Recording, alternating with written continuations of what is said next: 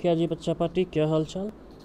तो हम लोग गेट का previous year questions first chapter से रिलेटेड देख रहे थे और उसी क्रम में अब हम लोग आगे बढ़ेंगे, आगे के क्वेश्चंस को सॉल्व करेंगे।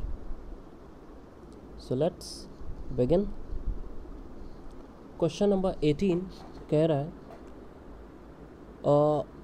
588 centimetre cube volume of moist sand weighs 1010 gram. Its dry weight is 918 gram and G has been given. Assuming density of water as 1 gram per cc, void ratio, इसमें हमें void ratio निकालना है और gate 2015 का ये question है 2 marks का। Okay, so let us solve this. देखिए जो चीज़ें आपके पास दी हुई हैं, वॉल्यूम आपको पता है 588 सेंटीमीटर क्यूब दिया हुआ है और मॉइस्ट सॉइल का वेट दिया हुआ है, ठीक है। Mass of the soil that is 1010 ग्राम और जो ड्राई वेट है वो भी that is mass of the dry soil वो भी दिया हुआ है 918 ग्राम, ठीक है। जी की वैल्यू दी हुई है 2.67। हमें निकालना है वॉइड रेशियो, ठीक है। तो एक फार्मूला हमने पढ़ा था कि dry density is equal to G rho W upon 1 plus e.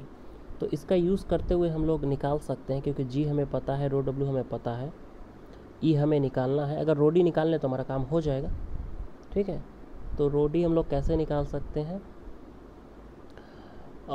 तो रो डी निकालने के लिए हमें पता है कि rho d is equal to mass of dry soil by volume, यही तो होता है ना dry density.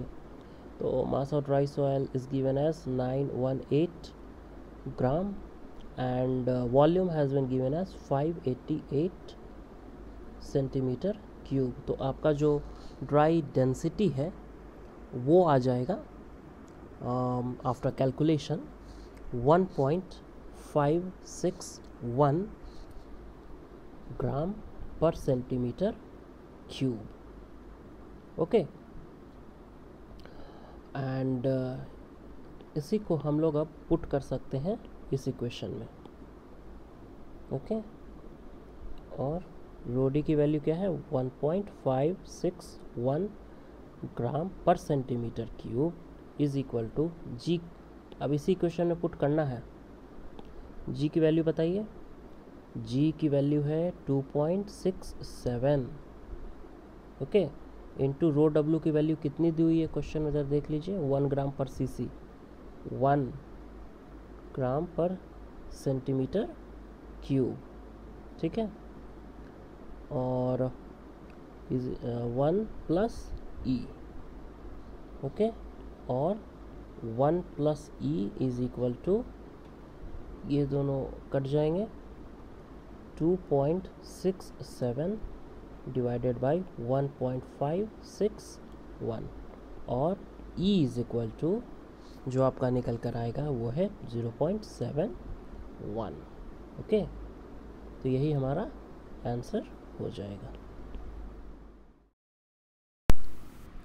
Let us now solve question number 19। देखिए क्वेश्चन क्या है, सबसे पहले हम लोग ये समझने की कोशिश करते हैं। एक है अर्थ एम्बैंकमेंट।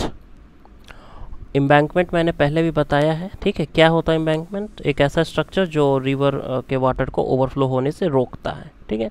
तो हमें ये एम्बैंकमेंट बनाना है ना, और कॉम्पैक्टेड कोहेशनलेस सॉइल का यूज़ करते हुए ये हमें बनाना है। जिस सॉइल से आप बना रहे हैं ना, उसका volume, the volume of the embankment वो होना चाहिए 5000 मीटर क्यूब, ठीक है। एम्बैंकमेंट अगर मैं बनाना चाहता हूँ तो मुझे 5000 मीटर क्यूब सॉइल की आवश्यकता पड़ेगी, ठीक है। और जो टारगेट ड्राई यूनिट वेट है सॉइल का वो होना चाहिए 16.2 kilo Newton per metre cube, ठीक है। क्या आया हमने देखा?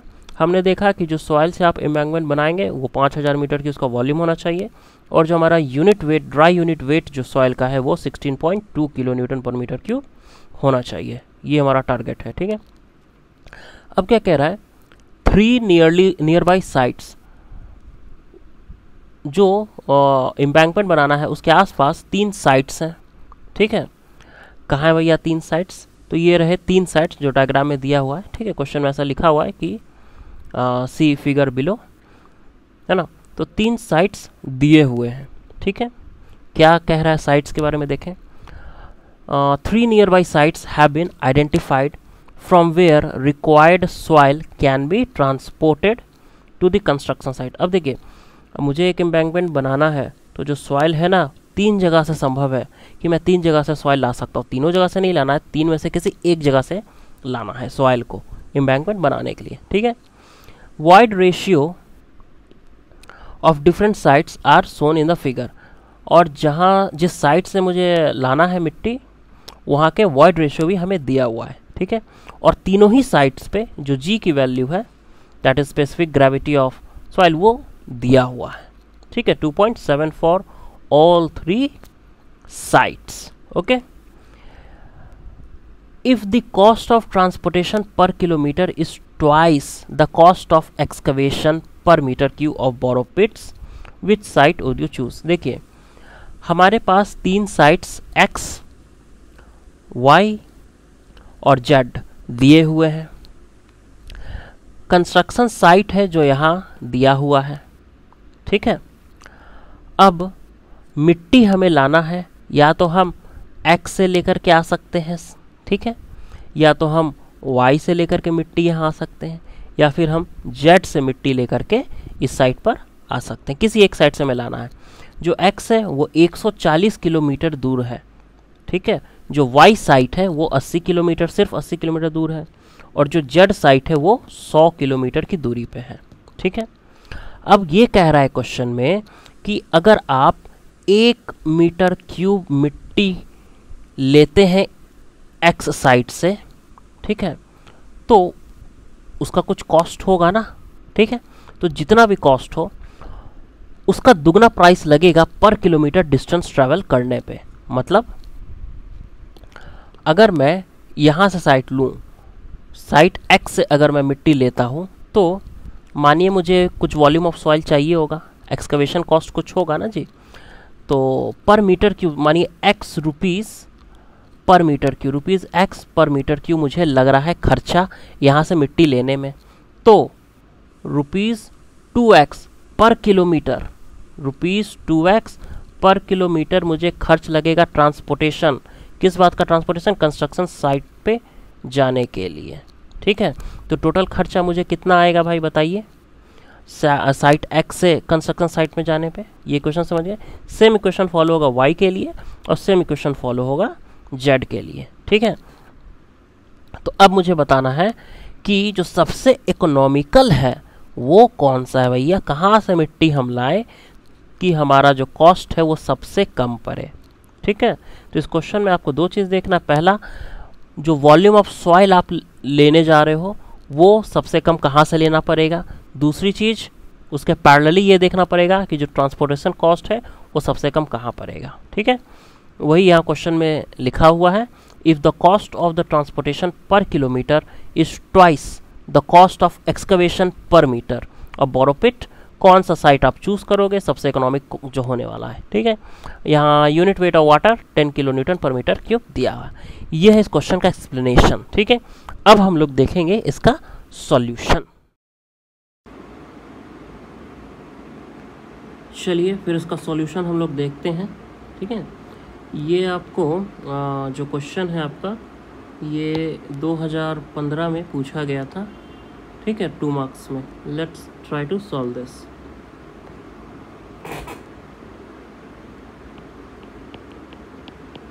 देखिए, जो वॉल्यूम ऑफ एम्बैंकमेंट दिया हुआ है वो कितना दिया हुआ है, वो दिया है 5000 मीटर क्यूब। इसका क्या मतलब हुआ कि जो भी आपको सॉइल चाहिए उसकी वॉल्यूम 5000 मीटर क्यूब होनी चाहिए, ठीक है। दूसरी बात, ड्राई यूनिट वेट, जो भी आप सॉइल लेके आएंगे ना उसकी ड्राई यूनिट वेट जो है वो दी हुई है कितनी, वो दी हुई है 16.2 kilo Newton per metre cube, अब इसका मतलब क्या है? इसका मतलब ये नहीं है कि इसका मतलब ये नहीं है 16.2 किलो न्यूटन पर 1 मीटर क्यूब।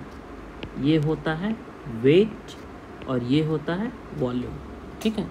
तो अगर गामा डी दिया हुआ है 16.2 kilo Newton per metre cube, तो इसका मतलब है कि जो भी weight of the solids to the total volume of the soil वो 16.2 है। दैट मीन्स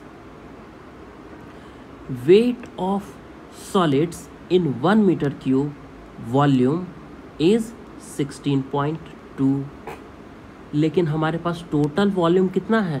टोटल वॉल्यूम है 5000, है ना। टोटल वॉल्यूम है 5000। दैट मीन्स यहाँ से अगर हम लोग चाहें तो क्या वेट ऑफ सॉलिड्स कितने चाहिए वो निकाल सकते हैं। Weight of solids will equal to 16.2 into volume which is 5000 meter cube, okay, and this is in kilo newton per meter cube. So meter cube you cancel, whatever you answer will be in kilo newton, okay। तो हमें ये पता चला कि wait of solids जो है वो कितना है भैया, ठीक है। जरा हम लोग कैलकुलेट करके देख लें कितना होता है। 16.2 into 5000, 81000 किलो न्यूटन। तो इतना टोटल वेट ऑफ सॉलिड्स चाहिए। सॉइल में क्या होता है? सॉइल में सॉलिड्स भी होते हैं, वॉइड्स भी होते हैं, है ना। लेकिन जो सॉलिड्स का वेट है, अगर हम चाहते हैं कि volume of the embankment 5000 metre cube हो, तो वेट ऑफ सॉलिड्स कितना हमें चाहिए होगा? तो वो हमें चाहिए होगा 81,000 किलो न्यूटन, ओके। अगर वेट ऑफ सॉलिड्स इतना है तो मुझे ये बताइए वॉल्यूम ऑफ सॉलिड्स कितना हमें। अब देखिए, वेट ऑफ सॉलिड्स हमें पता है, वॉल्यूम ऑफ सॉलिड्स हमें चाहिए। हम जानते हैं स्पेसिफिक ग्रेविटी ऑफ सॉलिड्स कितना होता है? वो होता है density of solids upon density of water, ठीक है। अब जो डेंसिटी ऑफ सॉलिड्स है वो क्या होगा? It can also be written as unit weight of solids upon unit weight of water, ठीक है। यूनिट वेट ऑफ सॉलिड्स क्या होगा? Weight of solids upon volume of solids, okay, into unit weight of water, okay. तो यहाँ से हम लोग ये लिख सकते हैं कि volume of solids is equal to weight of solids divided by G into unit weight of water, okay. and this will be equal to, what is the weight of solids? That is 81,000 kilo Newton divided by G. What is the value of G? 2.7 into what is the value of gamma W? It is 10, okay. Now what will be the volume of solids? We will have to solve, okay. Unit will be 10 kilonewton per meter cube, okay. So now using the calculator, let us see what we'll get. 8100 divided by 2.7, we will get as volume of solids as 3000 meter cube, okay. So this is volume of solids. So now we know that the amount of soil solids that is required for the construction of the embankment given above is 3000 meter cube, okay. Now this volume will be, now this volume of solids is going to be constant, What does this mean? It means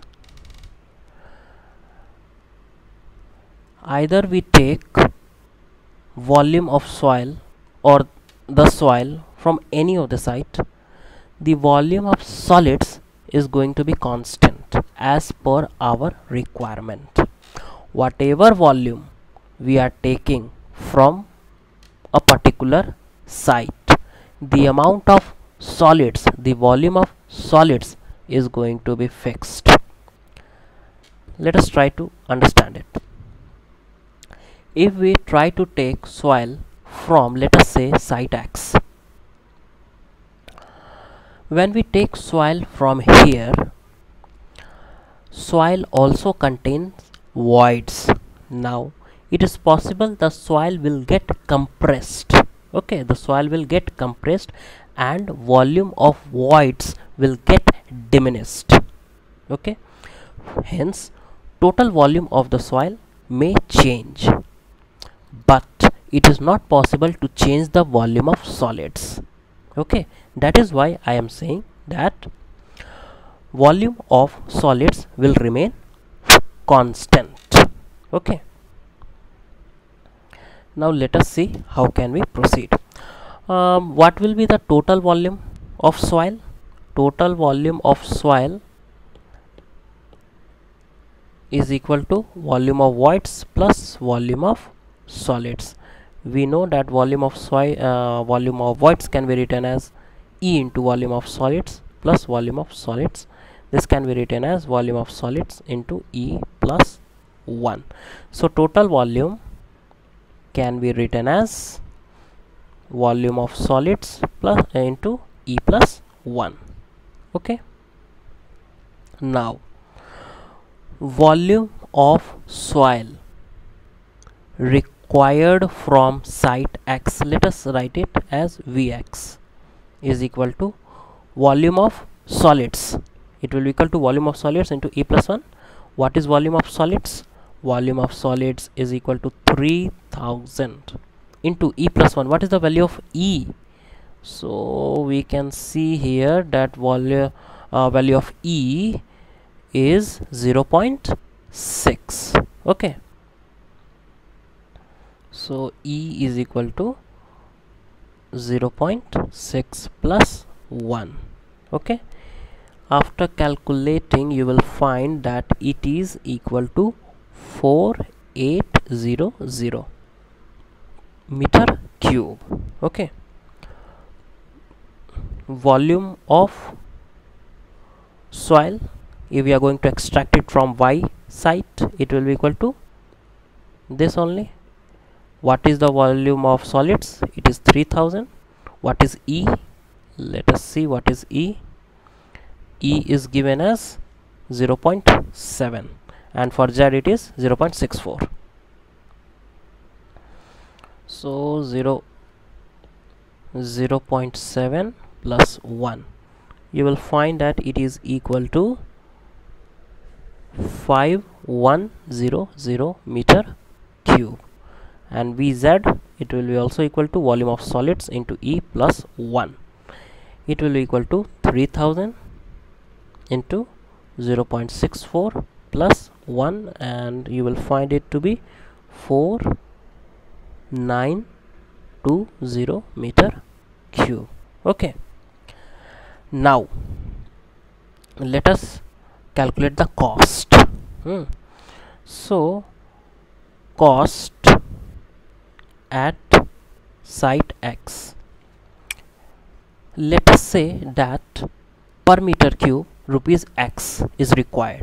okay, so X for 1 meter cube excavation, but we are excavating 4800 meter cube soil, so this will be the cost of excavation. Plus we know that if the cost of excavation is rupees X per meter cube, the cost of transportation will be equal to 2x per kilometer. What is the distance from site X? The distance from site X is 140 kilometer. okay, so 2x into 140. So it will be equal to 5080 x. Okay, now cost, if we are going to excavate site Y, then x rupees for per meter cube of excavation, and we are excavating 5100 meter cube of soil, plus 2x transportation cost into what is the distance. The distance for Y is 80 kilometer and for Z is 100 kilometer. So it will be equal to into 80, and it will be equal to 5260 x. In same way, cos Z, it will be equal to x into 4920 plus 2x into 100, and it will be equal to 5120 x. Okay, so we can see the least is 5080. This is the least value, है ना? So we must excavate and transport soil from site X. Okay, so A is the correct answer. Let us see now next question.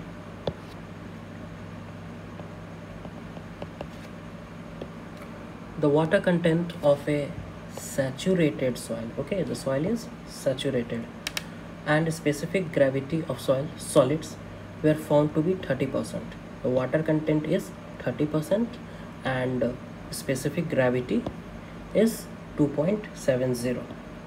okay, assuming the unit weight of water to be, the unit weight of water has been given as 10 kilonewton per meter cube.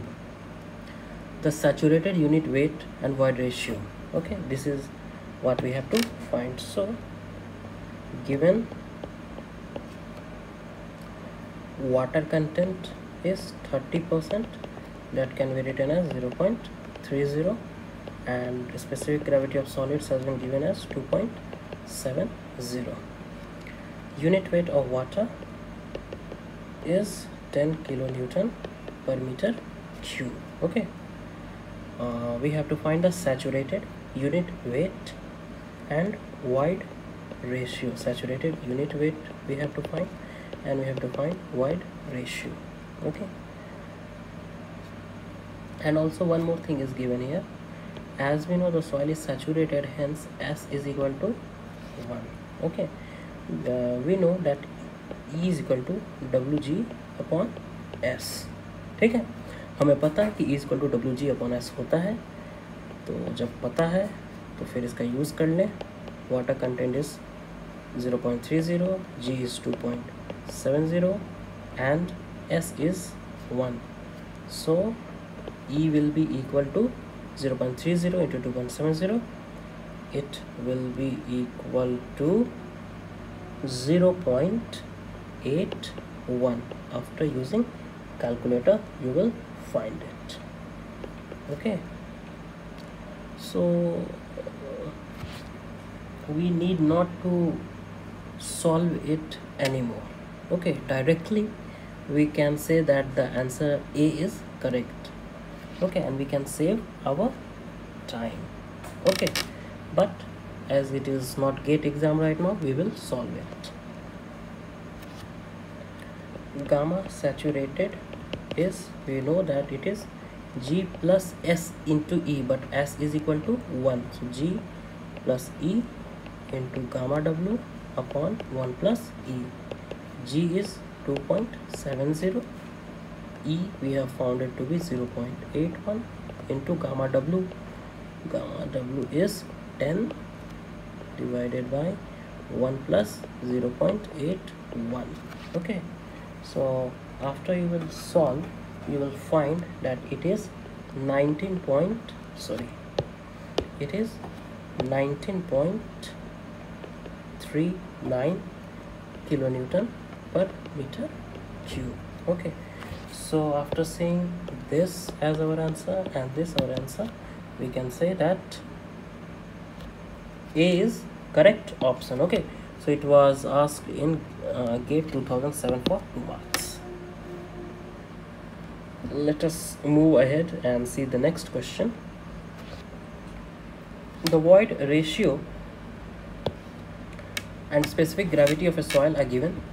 Okay, the degree of saturation corresponding to water content 20% is very easy question. Okay, so what are the things that we have been given?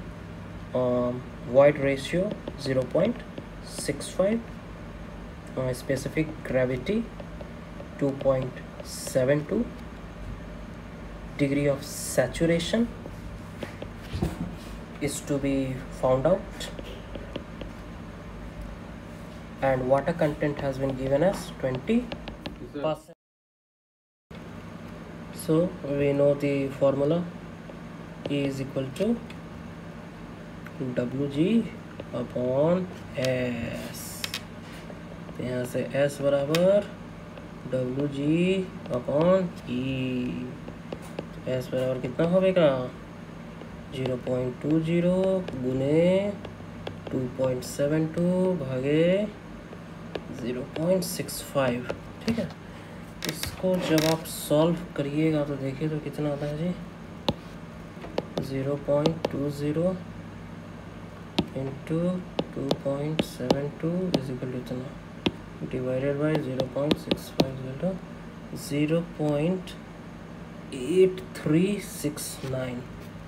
0.8369 that is 837. ठीक है, अगर आप percentage में लिखना चाहते हैं तो it is also equal to 83.7%. तो यही आपका आंसर हो जाएगा.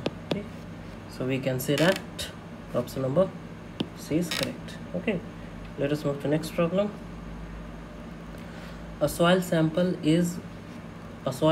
in its natural state has mass of 2.90 kg and volume is 1.15 into 10 to the minus 3 meter cube. After being oven dried, the mass of the sample is 2.035 gs. The void ratio of natural soil is. ठीक है, void ratio हमें निकालना है. देखिए कैसे solve होगा. Void ratio निकालना है ना? कैसे निकलेगा जी वॉइड रेशियो?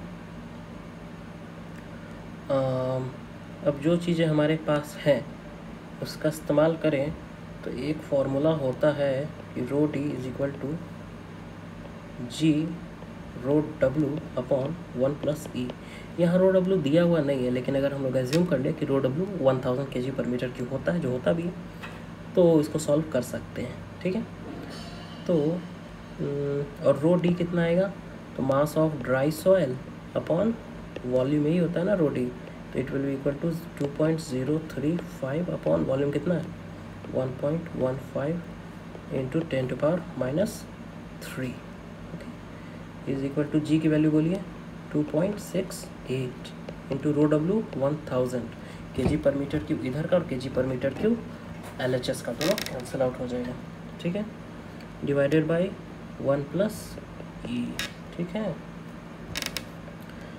तो जो हमें अब यहाँ दिख रहा है वो ऐसा है कि 2.035 डिवाइडेड बाई 1.15.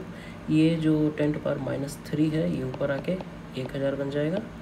ठीक है, is equal to 2.68 into 1000 divided by 1 plus e. 1000 गया तो यहाँ से क्या मिला जी? 1 plus e is equal to 2.68 into 1.15 divided by 2.035. तो कितना आएगा ज़रा कैलकुलेट करके देखें. 2.68 into 1.15 is equal to divided by 2.035 1.51. Okay, 1.51. तो यहाँ से हमारा E कितना आ जाएगा? 1.51 माइनस 1 इज इक्वल टू 0.51. देखें ज़रा नियरेस्ट कौन सा वैल्यू है. तो नियरेस्ट वैल्यू हमारा है 0.35. ठीक है, तो हमारा करेक्ट आंसर है. ओके, एक और क्वेश्चन हम लोग देख लेते हैं. A saturated sand sample has a dry unit weight. जो ड्राई यूनिट वेट है वो दिया हुआ है हमें 18 kilo Newton per metre cube, and specific gravity जो जी की वैल्यू होती है वो दी हुई 2.65, गामा डब्ल्यू भी दे दिया है कितना 10 kilo Newton per metre cube, है ना। वाटर कंटेंट हमें निकालना है भैया, यहाँ से वाटर कंटेंट कैसे निकलेगा ये आपको बताना है, ठीक है। How we can get water content. अब चूँकि सॉइल जो है आपका वो सैचुरेटेड है, ठीक है, तो इसके लिए भी हम लोग कह सकते हैं कि S is equal to 1, okay. अब ये भी हमें पता है कि gamma D is equal to G gamma W upon 1 plus E, ठीक है, और गामा D कितना है 18 है, तो 18 इज इक्वल टू जी की value 2.67 into 10 divided by 1 plus e. यहाँ से अगर हम लोग ई निकालने की कोशिश करें तो कितना आएगा 2.65 इंटू 10 डिवाइडेड बाई 18 माइनस 1, ये आएगा नहीं, तो वहाँ से ई निकल के हमारा जो है वो आ गया 26.5 divided by 18 minus 1 equal to 0.47, okay. ये हमारा ई निकल कर आया है, लेकिन हमें निकालना क्या है वाटर कंटेंट। तो हमें ये भी पता है कि e is equal to W G upon S होता है, तो यहाँ से वाटर कंटेंट क्या होगा ई एस अपॉन जी, ठीक है, और water content is equal to 0.47 into S की वैल्यू 1 अपॉन जी 2.65, तो कितना आ रहा है हमारा वाटर कंटेंट बताइए 0.47 divided by 2.65, is it so, it will B 17%, okay 17.7%।